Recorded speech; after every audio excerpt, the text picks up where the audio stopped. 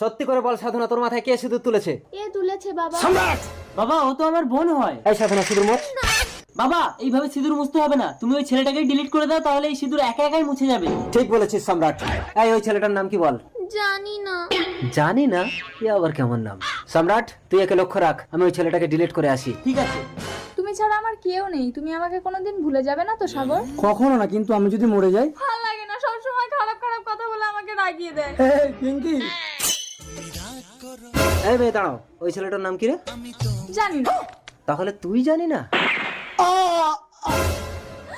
সাগর, সাগর, সাগর, পিঙ্কি তুমি আর একটা বিয়ে করে নিও।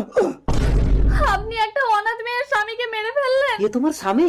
আমি তো আরে ভেবেছি এই আমার মেয়ের মাথায় সিঁদুর তুলেছে। এবার আমার কি হবে? চলো মা, তোমার স্বামীর সৎকার করে আমার ছেলের সাথে তোমার বিয়ে দিয়ে আমার পাপের প্রায়শ্চিত্ত করবো।